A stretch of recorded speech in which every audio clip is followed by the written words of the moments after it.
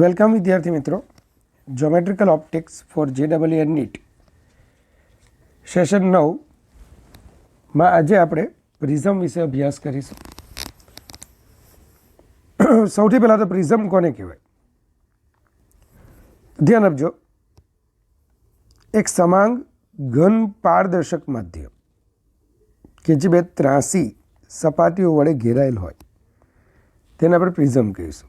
ફરીથી શું?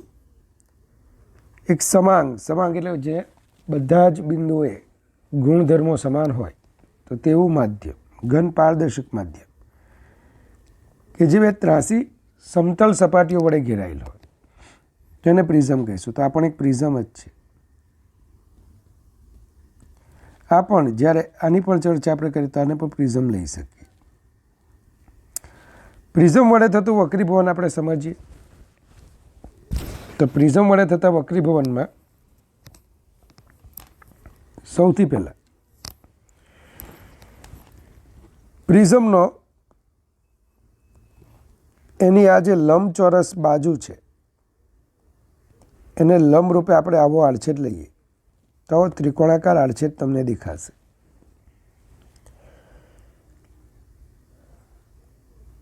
અહીં આ આપાત કિરણ,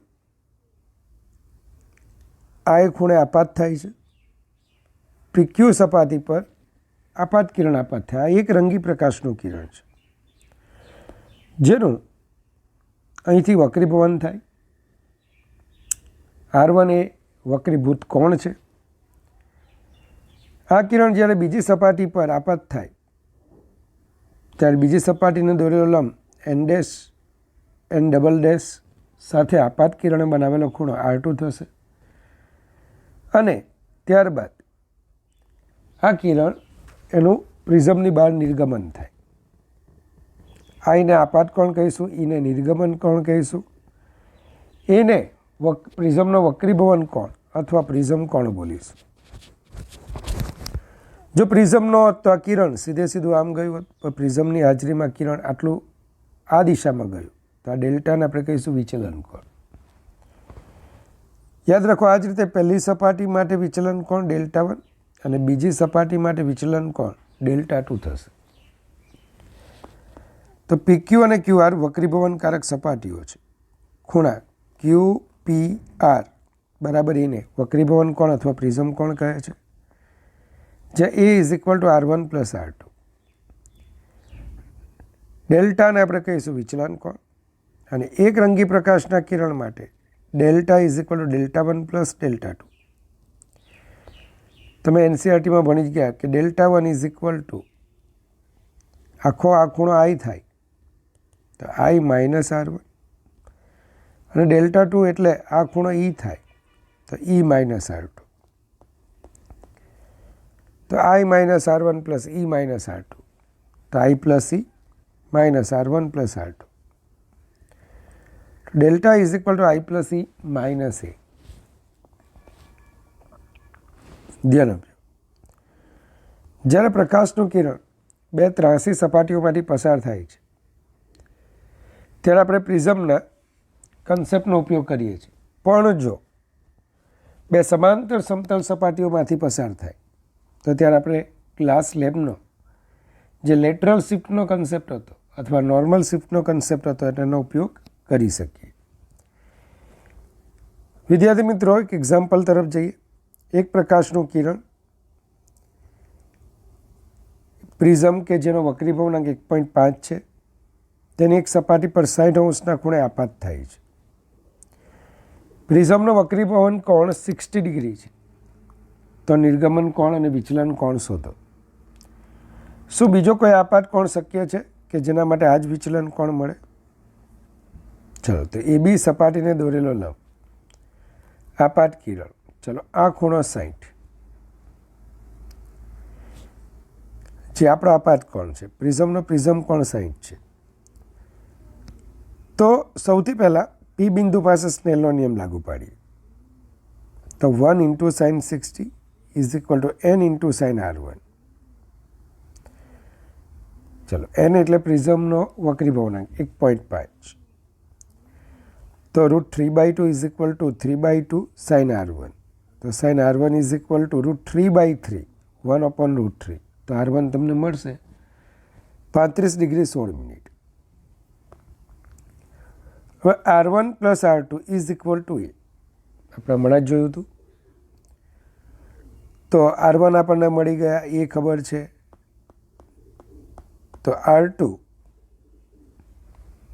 is equal two 60 degree -35 degree 16 minute. તો R2 તમને મળશે 24 ડિગ્રી 44 મિનિટ. હવે ક્યુ બિંદુ પાસે સ્નેલનો નિયમ લાગુ પાડો. તો ક્યુ બિંદુ પાસે સ્નેલનો નિયમ લાગુ પાડતા 1.5 sin R2 is equal to 1 into sin E. તો તમે sin E is equal two 0.63 તમને મળશે. તો E 39 ડિગ્રી. તો વિચલન કોણ delta is equal to I plus E minus A. તો delta is equal to 39 degree. બીજો પ્રશ્ન હતો કે શું બીજો કોઈ આપાત કોણ શક્ય છે કે જેના માટે આ જ વિચલન કોણ મળે? તો કે હા. એક કામ કરો, આ કિરણના માર્ગમાં સમતલ અરીસો મૂકી દો. તો આ કિરણ લંબ રૂપે પોતાના મૂળ માર્ગે પરાવર્તન પામતું જોવા મળશે. આ કિસ્સામાં વિચલન કોણ એનો એ જ રહેશે, પણ આપાત કોણ નિર્ગમન કોણ એ આપાત કોણ બની જશે અને આપાત કોણ જે છે એ નિર્ગમન કોણ બની જશે.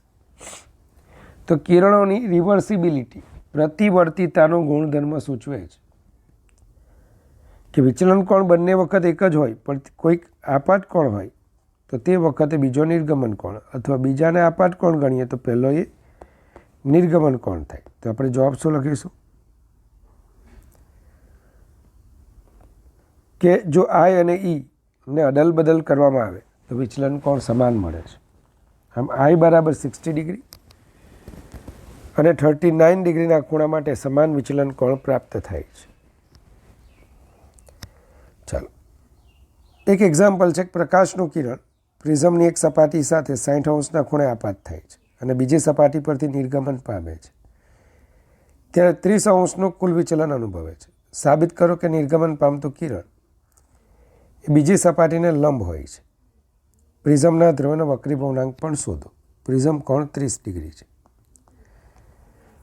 તો માહિતીમાં તમે જુઓ આપાત કોણ 60 ડિગ્રી આપેલો છે.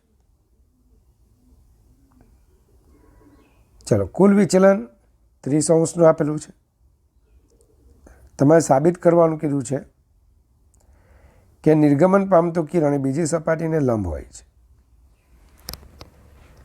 તો અહીં delta is equal to I plus E minus એ.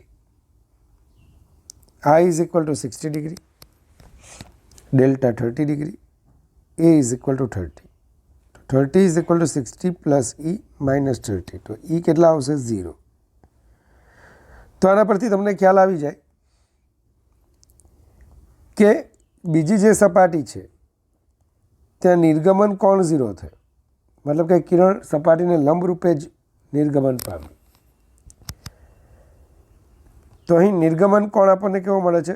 0 મળેલો છે, જેથી કહી શકાય કે નિર્ગમન પામતું કિરણ બીજી સપાટીને લંબરૂપ છે. બીજું જો અહીંયા E બરાબર 0 હોય તો R2 બરાબર પણ શું થાય? 0. બરાબર ધ્યાન આપજો. R2 બરાબર પણ અહીંયા 0 થાય. તો R1 plus R2 is equal two એમાં R1 બરાબર એ થઈ જશે, મતલબ કે 30 ડિગ્રી. બસ હવે પ્રિઝમના ધ્રુવનો વક્રીભવનાંક શોધવા માટે આપણે આ સપાટી માટે સ્નેલનો નિયમ લાગુ પાડીએ. તો 1 into sign I is equal to n into sign 30. તો n is equal two √3, n is equal two 1.732. ચાલો હવે આવે છે વિચલન કોણ વિરુદ્ધ આપાત કોણનો આલેખ. વિદ્યાર્થી મિત્રો, તમે જુદા જુદા આપાત કોણે વિચલન કોણ માપો. તો વિચલન કોણ વિરુદ્ધ આપાત કોણનો આલેખ દોરતા એ આવો કંઈક દેખાશે. આ બાબત શું બતાવે છે? તો કે એક જ વિચલન કોણ માટે આપાત કોણના બે મૂલ્યો મળે છે.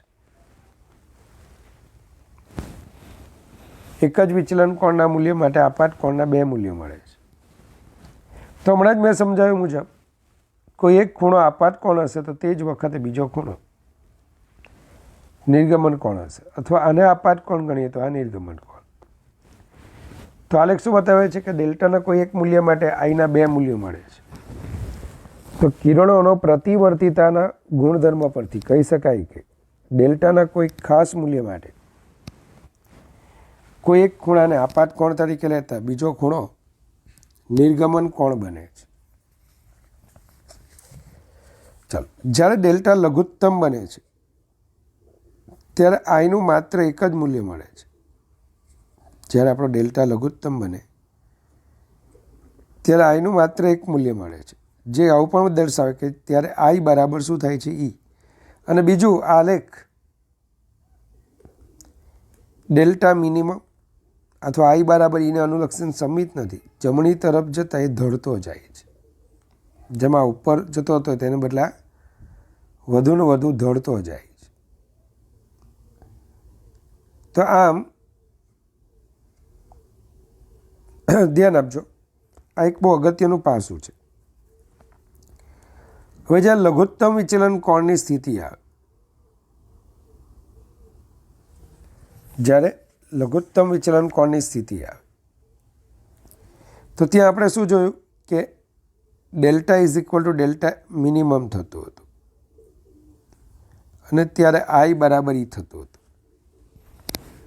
જો આઈ બરાબર ઈ થાય તો અહીં R1 અને R2 પણ સરખા થાય. એટલે કે પ્રિઝમમાંથી પસાર થતું કિરણ પાયા બીસીને કેવું બની જાય? સમાંતર બની જાય. બે ખૂણા સરખા ને તો કિરણ સમાંતર. બીજું R1 બરાબર R2 બરાબર એ, તો R1 plus R2 is equal to A પરથી માફ કરજો, R1 બરાબર R2 is equal to R, તો R is equal to A/2 થાય. ચાલો, તો વળી delta is equal to I plus E minus A પરથી ઈ બરાબર આઈ મૂકી દીધો તો delta M is equal to I minus A, તો I is equal to A plus delta M/2. આમ સ્નેલના નિયમ પરથી N1 sine I is equal to N2 sine R1 આ સપાટી માટે, તો N2 by N1 is equal to શું આવશે?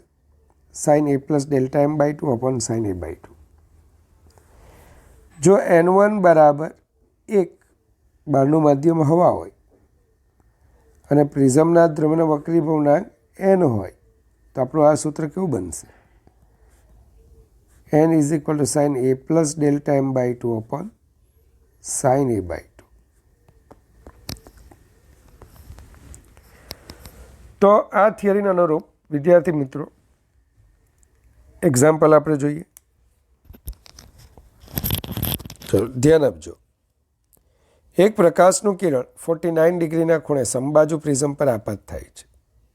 તો પ્રિઝમના દ્રવ્યનો વક્રીભવનાંક શોધો. લઘુત્તમ વિચલનની સ્થિતિ ગણો. સરસ, લઘુત્તમ વિચલનની સ્થિતિ છે. સમબાજુ પ્રિઝમ છે તો એ બરાબર વક્રીભવન કોણ અથવા પ્રિઝમ કોણ કેટલા થશે? તો 60 ડિગ્રી. હવે R is equal to A/2 મતલબ કે 30 ડિગ્રી થશે. ક્લિયર? તો અહીં સમબાજુ પ્રિઝમ માટે એ બરાબર 60, R is equal to A/2 30. તો બસ સ્નેલના નિયમ મુજબ જે પહેલી સપાટી હોય ત્યાં 1 ઇન્ટુ સાઇન 90 આપણો ખૂણો આઈ. બરાબર? ચાલો, R1 તો 1 into sign I is equal to n into sine R1. R1 એટલે કે 30. તો સિમ્પલ જ છે, ખાલી કિંમત મૂકવાની છે. તો n ઇઝ ઇક્વલ ટુ 1.5094 આવી કંઈ કિંમત તમને મળશે. ચાલો, બીજું એક્ઝામ્પલ છે પ્રિઝમનો પ્રિઝમ કોણ 60 ડિગ્રી છે અને પ્રિઝમના દ્રવ્યનો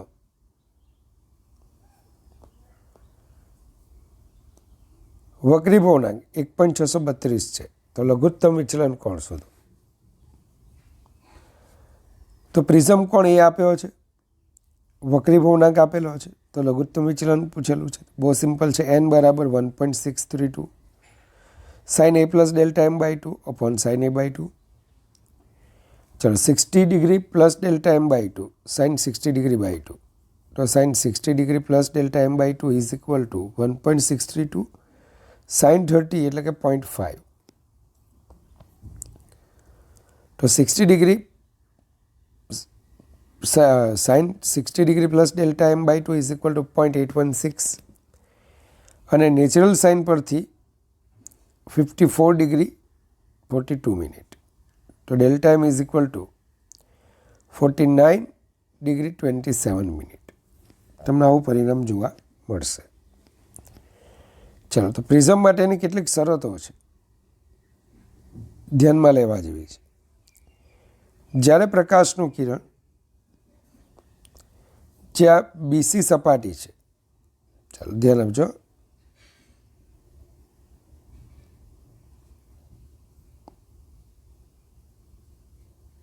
એ બી અને સી, એ બી સી. ધારો કે આ બીસી સપાટી પાસે પ્રકાશનું કિરણ પૂર્ણ આંતરિક પરાવર્તન અનુભવે, તો તે માટેની શરત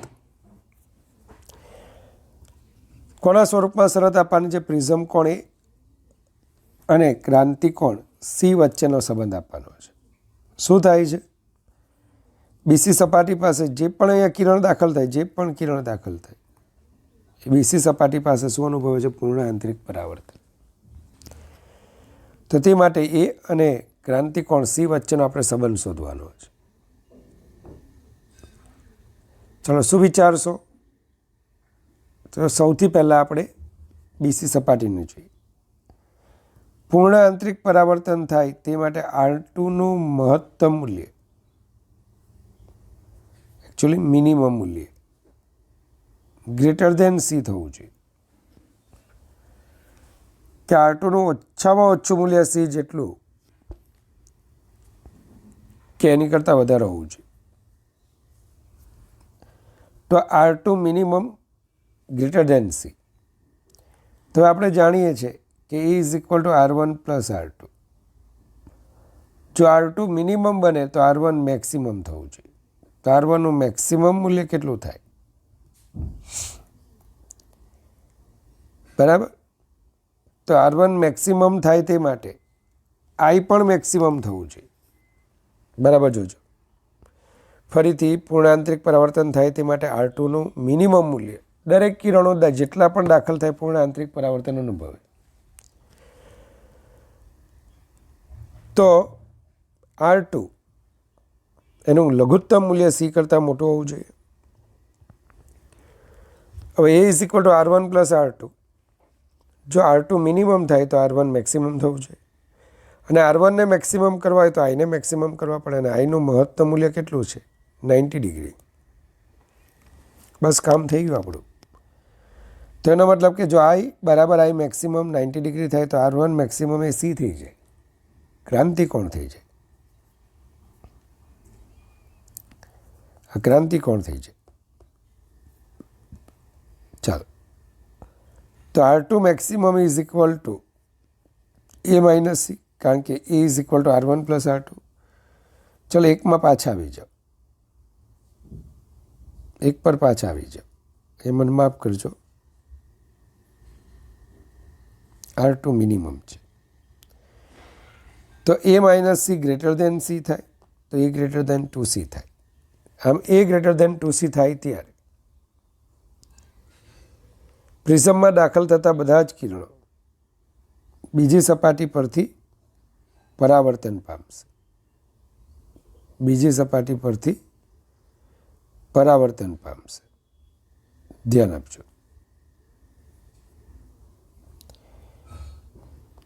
હવે પ્રિઝમમાં દાખલ થતા કિરણો બીજી સપાટી બીસી પરથી હંમેશા નિર્ગમન પામે તે માટે પ્રિઝમ કોણ એ અને ક્રાંતિકોણ સી વચ્ચેનો સંબંધ. ચલો ABC સપાટી છે, ધ્યાન આપજો.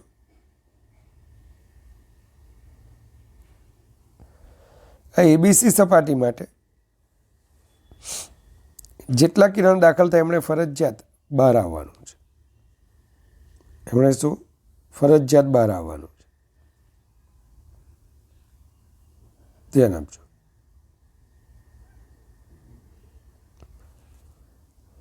જ્યારે તે બહાર આવે તે માટેની શરત શું? R2 આપાત કોણ c થવો જોઈએ. R2નું મૂલ્ય ક્રાંતિકોણ કરતાં શું થવું જોઈએ? નાનું થવું જોઈએ. અને R2નું આ મહત્તમમાં મહત્તમ મૂલ્ય c થવું જોઈએ. હવે R2 = A - R1. ચાલો, એ તો અચળ છે, તો R1 મિનિમમ થવું જોઈએ. R2 ને મેક્સિમમ કરવું હોય તો R1 શું થવું જોઈએ? લઘુત્તમ થવું જોઈએ.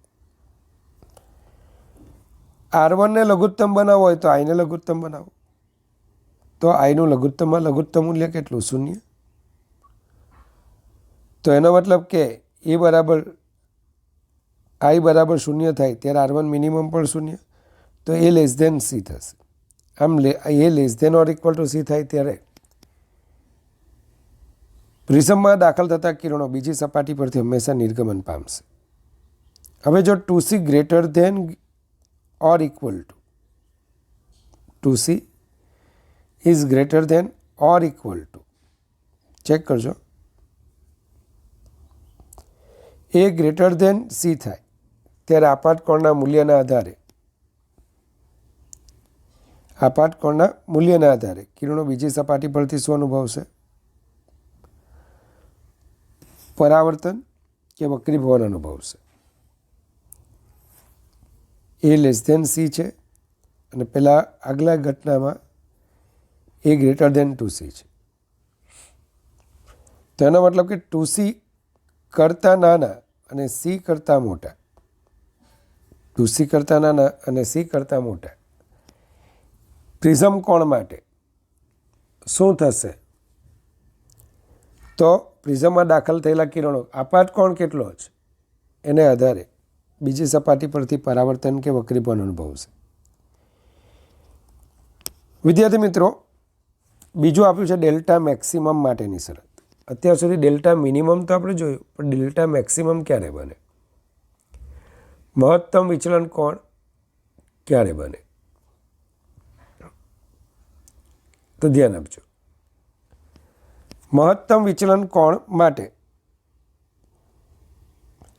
આપાત કોણ મહત્તમ થવો જોઈએ, અથવા ઊંધું વિચારીએ તો નિર્ગમન કોણ પણ મહત્તમ હોય તો ચાલે.